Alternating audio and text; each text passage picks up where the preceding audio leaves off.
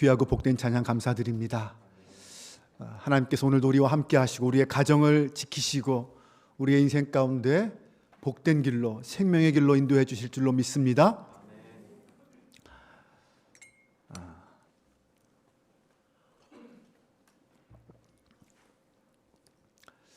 5월에 위드 패밀리라는 주제로 가정에 대해서 계속 말씀을 나누고 있습니다. 어떻습니까? 여러분의 가정은 행복하십니까? 아멘. 네, 우리 한빛교회 가정들은 모두가 행복한 가정인 줄로 믿습니다. 행복한 가정은 어떤 가정이라고 생각하십니까? 행복한 가정이 되기 위해서 필요한 것은 무엇일까요? 가정은 하나님이 우리를 위해서 만들어주신 최고의 창작 작품입니다. 하나님의 기획 작품이다라고 말할 수 있습니다. 우리 인간들은 이 가정을 통하여 사랑을 누리고 깊은 복을, 은혜를 누리며 살아갑니다. 그래서 우리는 모두 날마다 행복한 가정을 기대하고 꿈꿉니다. 그런데 창세기로부터 시작된 인간의 타락은 우리의 삶을 오염시킬 뿐만 아니라 우리의 가정도 붕괴시켰습니다. 가정의 붕괴는 죄의 결과이고 또 현대 사회에서는 심각한 사회 문제이기도 합니다. 여러분, 이런 노래 아시죠? 즐거운 곳에서는 날 오라 하여도 내 쉴 곳은 작은 집 내 집뿐이네. 우리가 가정에 대해서 이야기할 때 가장 많이 등장하는 즐거운 나의 집이라는 노래입니다. 이 노래의 원래 본 제목은 홈 스위트 홈이라는 노래입니다. 본래 가사는 이렇습니다. 환락과 궁궐 가운데를 방황할지라도 초라하지만 내 집 같은 곳은 어디에도 없네. 나의 집 즐거운 나의 집. 나의 집 같은 곳은 어디에도 없네. 이 곡이 쓰여진 지 40년이 지나고 나서 미국의 남북전쟁이 일어났습니다. 그때 이 남군과 북군들 할 것 없이 모두가 다 이 노래를 불렀다고 합니다. 전쟁터에서 군인들이 이 노래를 부르면서 향수에 젖어서 울적해지는 일이 많자 군 당국에서는 이 노래를 금지곡으로 설정했다라는 속설도 있습니다. 그만큼 이 노래는 사람들에게 많은 감동을 주었습니다. 그런데 정작 이 노래의 작사자인 존 하워드 페이는 살면서 한 번도 가정을 가지지 못한 채 방황하며 살았습니다. 그러던 어느 날 평화롭게 커튼이 쳐져 있고 환하게 불빛이 비치는 한 집 앞을 지나다가 문득 자신의 부모와 형제들이 생각이 났습니다. 그래서 이 노래를 지었다고 합니다. 그가 세상을 떠나기 1년 전인 1851년 3월 3일에 친구에게 이런 편지를 보냈습니다. 세계의 모든 사람에게 가정의 기쁨을 노래한 나 자신은 아직껏 내 집이라는 맛을 모르고 지냈고 앞으로도 그 맛을 모르고 살아갈 것이네. 이 노래를 들을 때마다 우리는 모두가 한 번도 누려보지 못한 가장 이상적인 가정의 모습을 꿈꾸고 소망합니다. 하지만 사실 현실적인 가정은 홈 스위트 홈이기보다는 오히려 갈등과 상처와 분노가 가득한 경우가 많습니다. 가지지 못하고 누려보지 못하고 꿈만 꾸는 사람에게 이 노래는 미래의 소망이기도 하지만 때로는 현실적으로 절망이기도 하고 슬픔이기도 합니다. 왜 우리 가정은 행복하지 못할까? 라는 절망과 슬픔이 우리에게도 있을 수 있다는 것입니다. 지금 여러분의 가정에 가장 필요한 것이 있다면 무엇입니까? 어떤 분은 돈이 가장 현실적으로 필요하다라고 생각하는 분도 계실 거고 어떤 분은 지금보다 훨씬 크고 좋은 집이 필요하다라는 분도 있을 것입니다. 또 어떤 분에게는 지금 당장 예쁜 옷이 필요할 수도 있습니다. 하지만 지금까지 인생을 산 우리의 경험에 비추어 본다면 가족 간의 친밀함과 사랑 그리고 기쁨과 행복을 유지시키는데 이런 것들이 결정적인 요소는 되지 못한다라는 것은 알고 있습니다. 물론 우리가 바라고 원하는 이런 것들이 우리가 인생을 살아가는데 정말 필요하고 중요한 것들인 것은 틀림없습니다. 하지만 그동안 우리의 짧은 인생이지만 경험을 통해 보면 이런 것들이 근본적인 요소는 되지 못한다는 것입니다. 왜냐하면 이런 것들은 시간이 지나면 금방 실증나 버리는 것들이고, 얼마 지나지 않아서 이런 것들은 아무런 영향력을 끼치지 못하는 것으로 변해버리기 때문입니다. 그것이 채워지면 어느 순간 인식하지 못한다는 거죠. 그리고 또 다른 것을, 더 큰 것을 원하는 것이 우리 인간의 본성 아닙니까? 하지만 우리의 가정에 기쁨을 주고 가족 구성원들 사이에 진정한 사랑과 친밀감을 증폭시켜주는 요소가 있습니다. 그것은 바로 친절함이라는 것입니다. 친절은 기쁨과 친밀감을 증폭시켜주는 아주 중요한 요소입니다. 오늘 본문의 말씀이 이렇습니다. 골로새서 3장 12절 말씀 보면, 그러므로 너희는 하나님이 택하사 거룩하고 사랑받는 자처럼 긍휼과 자비와 겸손과 온유와 오래 참음으로 옷 입고 라고 말합니다. 이것이 새번역 성경에서는 어떻게 번역됐냐면, 그러므로 여러분은 하나님의 택하심을 입은 사랑받는 거룩한 사람답게 동정심과 친절함과 겸손함과 온유함과 오래 참음을 옷 입듯 입으십시오 라고 말합니다. 이 개역개정에서 자비라고 번역한 단어가 새번역에서는 친절함이라고 번역되었습니다. 원래 원어 성경에 보면 이 단어가 두 가지 단어로 쓰였어요. 오이크틸모스라는 단어와 크레스토테스라는 단어가 쓰였습니다. 자비와 친절함이라는 단어예요.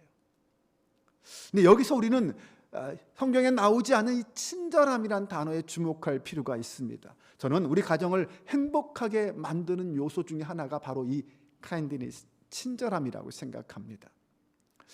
오늘은 이 친절함, 성경에서 말한 자비, 여기에 대해서 함께 말씀을 나누려고 합니다. 사랑하는 여러분의 가정이 이 친절함이 넘치는 복된 가정 될 수 있기를 바랍니다.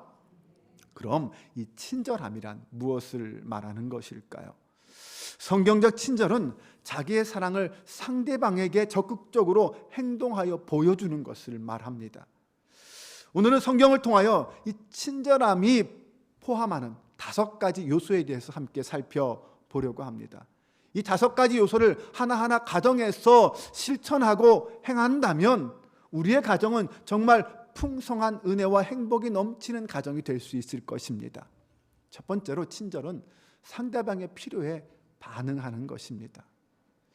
만약 우리가 우리 주변을 주의 깊게 살펴보지 않는다면 우리는 상대방의 필요에 대해서 무관심하게 되고 아무것도 모른 채 그냥 지나가게 될 것입니다. 하지만 좀 더 관심을 가지고 내 주변 사람과 우리 가족들을 살펴본다면 우리는 그들이 지금 무엇을 요구하고 있고 무엇을 필요로 하고 있는지 알게 될 것이고 거기에 내가 반응할 수 있게 될 것입니다. 그럼 그들의 필요를 알고 적극적으로 반응하기 위해서 우리가 해야 할 일은 무엇일까요? 2가지 사실을 알아야 합니다. 첫 번째는 가족 구성원들에 대한 이해가 필요합니다. 가족들이 서로 자기에게 주어진 상황은 다를 뿐 모두가 각자 자신의 삶의 자리에서 힘든 시간들을 보내고 있고 열심히 살고 있다는 것을 알아야 합니다. 그것을 서로 알아주고 이해하는 것이 필요하다는 것입니다. 예를 들어 아빠가 늦은 시간까지 직장에서 열심히 일하다가 정말 지치고 피곤한 몸으로 가정으로 돌아올 때 자기만 힘들다고 생각하고 행동한다면 그의 그런 태도는 다른 가족들에게는 큰 상처가 될 수 있습니다. 왜냐하면 가족들의 필요를 무시하고 자기 필요만 생각하고 그것만 채워달라고 요구하기 때문입니다. 오늘 내가 힘든 하루를 보냈던 것처럼 아내도 아내에게는 힘든 하루였을 수도 있고 자녀들도 그들에게 힘들고 피곤하고 아픈 하루였을 수도 있다는 것입니다. 그래서 그걸 안다면, 그걸 볼 수 있다면 일방적인 요구나 행동은 하지 않을 것입니다. 그리고 아버지로부터 나오는 그 친절함은 온 가족에게 선한 영향을 끼칠 수밖에 없을 것입니다.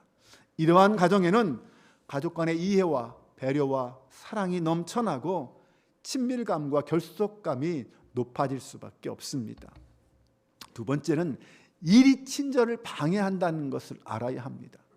우리는 일 때문에 너무나도 바쁘게 살아갑니다. 아니, 바쁜 것이 능력 있는 것처럼 보일 수도 있습니다.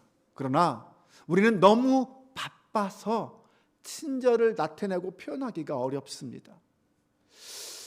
기껏해야 형식적인 친절만 보일 뿐이죠. 내 일과 상관이 있고 나와 상관이 있는 일에는 조금 친절할 수 있지만 상관이 없는 일에는 전혀 친절을 보여주지 않을 것입니다. 이것이 일반적인 현실입니다. 조금은 여유를 가지고 주변을 돌아보고 가족들을 한 번 더 살펴보시기 바랍니다.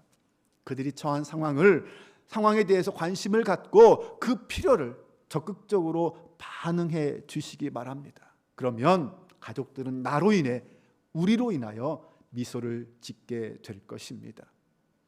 성경은 다른 사람의 필요에 대해서 어떻게 하라라고 말할까요? 빌립보서 2장 4절을 보면 각각 자기 일을 돌볼 뿐더러 또한 각각 다른 사람들의 일을 돌보아 나의 기쁨을 충만하게 하라. 성경은 이렇게 우리에게 권면하고 있습니다. 나의 필요뿐만 아니라 다른 사람의 필요를 돌보아라. 그 필요에 반응하라 라고 가르치는 것입니다. 친밀함이란 이렇게 다른 사람의 일을 돌보는 것입니다. 두 번째로 친절은 상대방에게 격려의 말을 하는 것입니다. 친절은 때로 우리의 언어를 통해서 표현될 수 있습니다. 잠언 15장 4절에 보면 온순한 혀는 곧 생명나무지만 패역한 혀는 마음을 상하게 한다고 하였습니다. 온순한 혀, 이것은 따뜻한 말을 말할 것입니다. 따뜻한 언어, 따뜻한 말.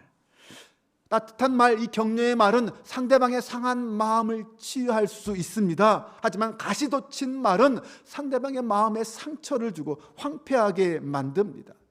가족 간에 서로 격려하고 위로해 주는 말, 그런 말이 많아질수록 서로 신뢰가 쌓이고 사랑할 수 있게 될 것입니다. 사랑이 넘치게 될 거예요. 세 번째는 친절은 상대방의 마음에, 상대방의 아픔에 동참하는 것을 말합니다. 친절한 사람은 상대방의 감정을 잘 헤아릴 줄 압니다. 그래서 다른 사람이 기뻐하면 함께 기뻐하고 슬퍼하면 함께 슬퍼할 수 있습니다. 로마서 12장 15절에 보면 즐거워하는 자들과 함께 즐거워하고 우는 자들과 함께 울라. 성경은 이렇게 말합니다. 미국인들이 가장 좋아하는 대통령 중에 20세기 대통령을 꼽자면 도널드 레이건이라고 합니다. 그것은 여러 가지 이유가 있는데 그 중에 하나가 그가 슬퍼할 줄 아는 사람이었다는 것입니다. 국가적인 재해가 있었을 때나 국민의 한 사람이 국가를 위해 죽었을 때에 공개적으로 우는 사람이 바로 그 레이건 대통령이었다고 합니다. 온 국민이 슬퍼할 때 그 슬픔을 눈물로 직접 표현할 줄 아는 이 레이건 대통령을 국민들이 제일 좋아했다는 것입니다. 물론 자신의 감정을 드러내는 것은 사실 힘든 일입니다. 그것을 두려워하고 힘들어하는 사람들이 많습니다. 특히 우리나라 어른들 경우는 자신의 감정을 드러내는 것을 어른스럽지 못한 행동이라고 여기는 경우가 많습니다. 그래서 이런 말도 있지 않습니까?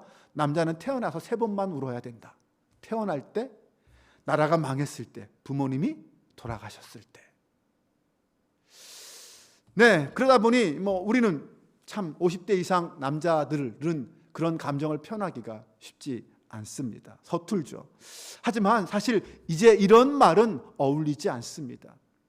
왜냐하면 성경의 예수님도 슬픔 앞에 그 눈물을, 그 울음을 숨기지 않으셨습니다. 슬퍼하는 자들과 함께 슬퍼하고 기뻐하는 자들과 함께 기뻐하는 것이 오히려 더 성경적입니다.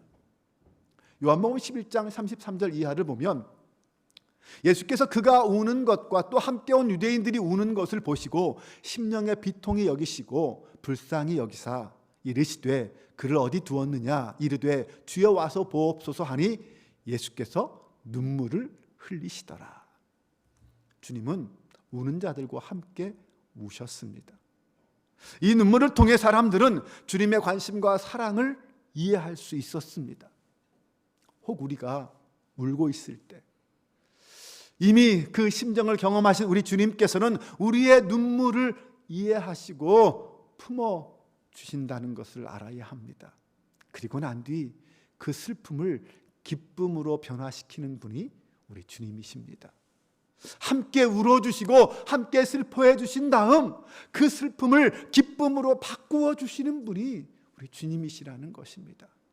요한복음 11장 내용이 나사로가 죽어서 주님이 그 슬픔을 함께 하는 것입니다. 하지만 주님은 그 죽은 나사로를 다시 살리심으로 그 슬픔이, 그 눈물이 변하여 기쁨 되게 하신 줄로 믿으시기 바랍니다.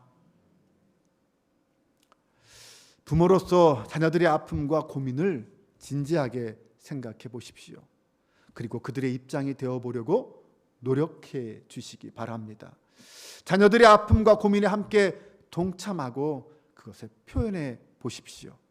아내는 남편이 느끼는 부담감을, 남편은 아내의 어려움을 각각 상대방의 입장에서 고민해 보시고 이해해 보시기 바랍니다.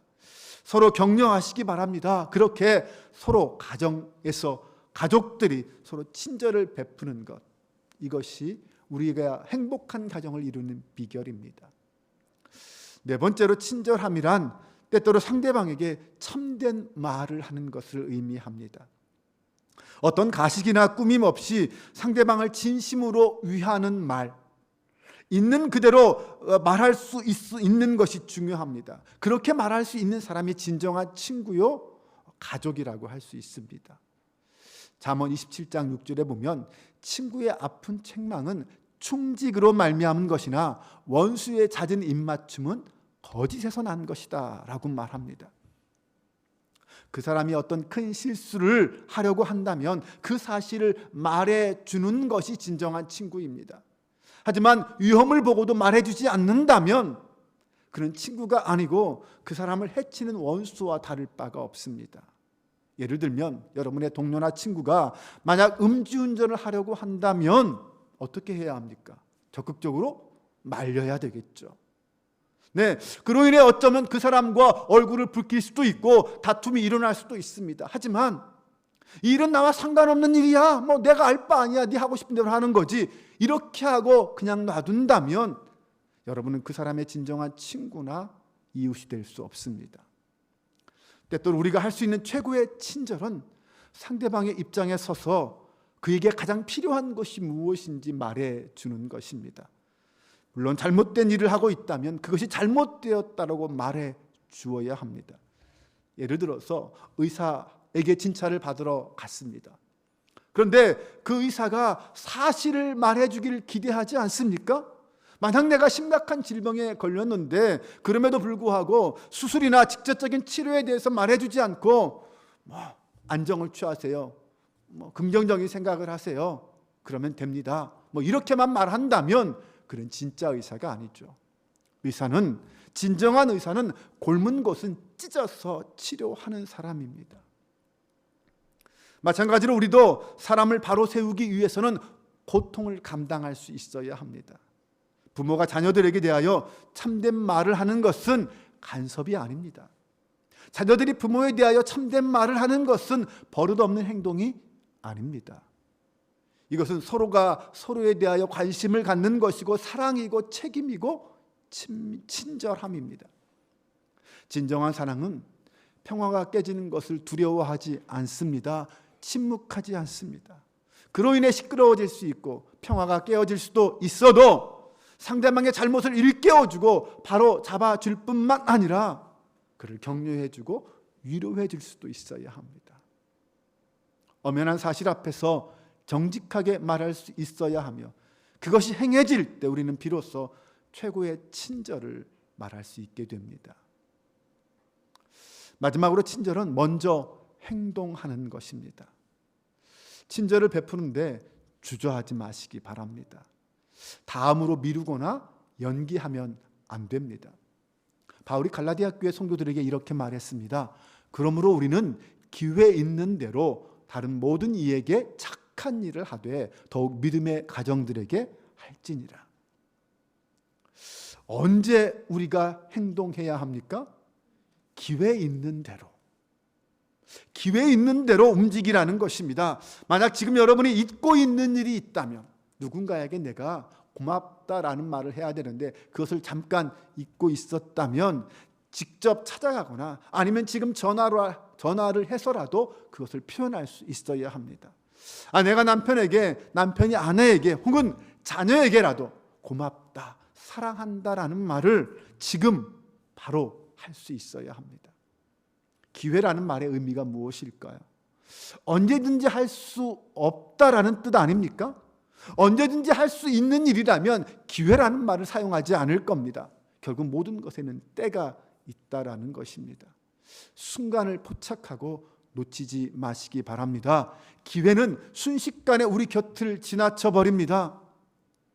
우리의 남편과 아내, 자녀와 이웃들이 우리 곁에 있을 때, 그때가 바로 기회입니다. 먼저 행함으로 친절을 보여줄 수 있기를 바랍니다. 하지만 혹 상대방에게 내가 베푼 친절의 대가를 기대하지는 마시기 바랍니다. 왜냐하면 예수님께서는 우리에게, 저와 여러분에게 먼저 관심과 사랑과 친절을 보여주시고 먼저 사랑해 주셨기 때문입니다. 로마서 5장 8절에 보면 우리가 아직 죄인 되었을 때에 그리스도께서 우리를 위하여 죽으심으로 하나님께서 우리에 대한 자기의 사랑을 확증하셨다라고 했습니다. 하나님이 먼저 우리를 사랑하셨습니다. 하나님처럼 먼저 한 발 앞서서 서로에게 관심을 보이시기 바랍니다. 이러한 친절의 좋은 예가 누가복음 10장의 선한 사마리아인의 비유입니다. 길에서 강도를 만나 모든 소유물을 빼앗기고 심하게 부상당한 유대인이 있습니다. 강도 만난 이 유대인을 가장 먼저 발견한 사람은 그가 도움을 기대할 수 있는 제사장이고 레위인이었습니다. 하지만 그 두 사람은 강도 만난 사람을 피하여 지나가고 말았습니다. 오히려 그 강도 만난 사람을 도운 사람은 전혀 도움을 기대할 수 없었던 사마리아 사람이었습니다. 이 사마리아 사람의 친절이 어떤 것인지 성경은 이렇게 말합니다. 어떤 사마리아 사람은 여행하는 중 거기 이르러 그를 보고 불쌍히 여겨 가까이 가서 기름과 포도주를 그 상처에 붓고 싸매고 자기 짐승에 태워 주막으로 데리고 가서 돌보아 주니라.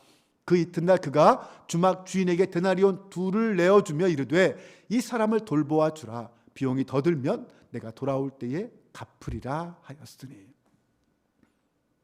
자신을 사람 취급조차 하지 않는 유대인들이었지만 이 사마리아 사람은 강도 만나 죽게 된 그 유대인에게 마음껏 친절을 베풀어 주었습니다. 하지만 이와 반대로 레위인과 제사장은 친절을 포기했습니다.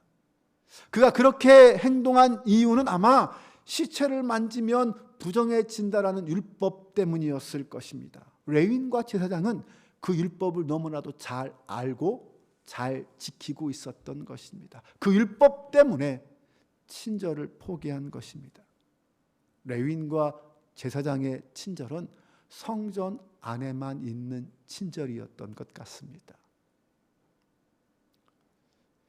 지금 앞에 있는 기회를 우리가 놓친다면 우리를 통해 영광을 받으시길 원하시는 그 하나님께 영광 돌릴 기회를 놓쳐버리는 것과 같습니다. 지금 행함으로, 지금 행동함으로 하나님 앞에 영광을 돌릴 수 있기를 바랍니다. 성도의 삶은 친절의 삶입니다. 우리 예수님은 친절의 예수님이라고 말할 수 있습니다. 여러분이 예수님을 닮아간다는 것은 우리가 예수님처럼 친절한 삶, 친절한 사람으로 살아가는 것을 말합니다. 초대교회 그리스도인들은 그리스도인을 뜻하는 단어 크리스토스라는 말과 함께 이 자비, 좋은, 유용한이라는 단어인 크리스토스라는 말을 같이 혼용해서 사용했다고 합니다.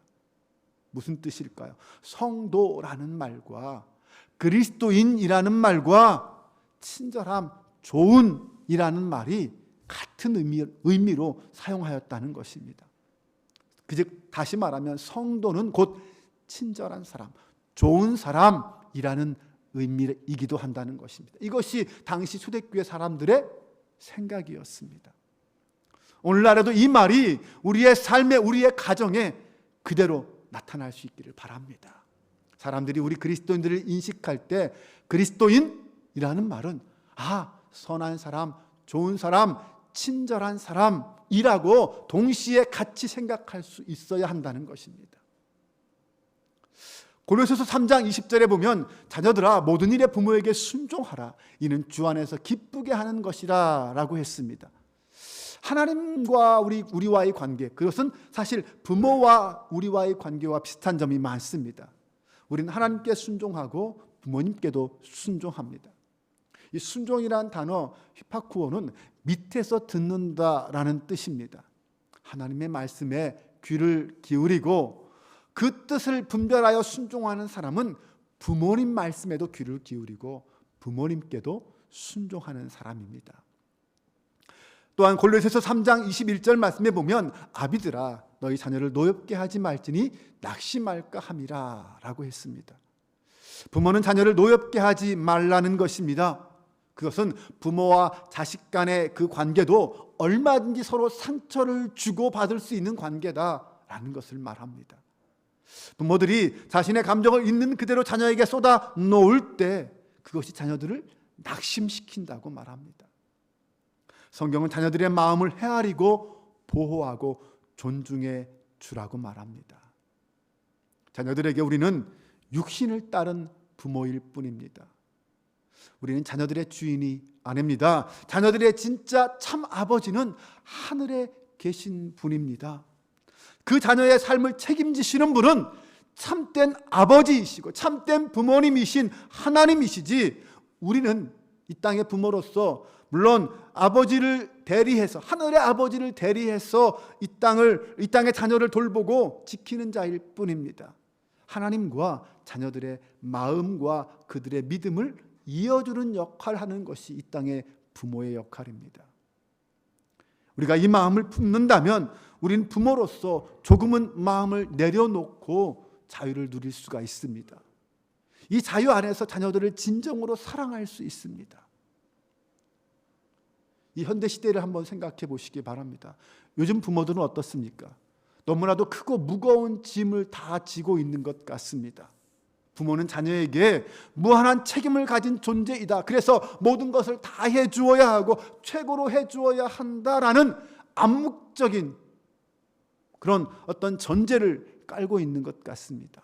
그렇게 하지 못하면 부모는 미안하고 죄책감이 든다는 것이죠.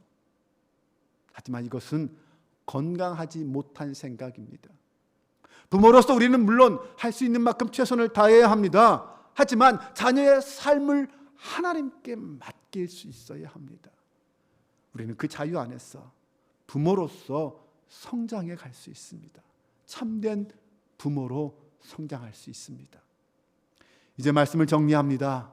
친절함에 5가지 요소가 있습니다. 이 요소들이 나를 통해 행해질 때, 나를 통해 비로소 그리스도의 친절이 나타나게 될 것입니다.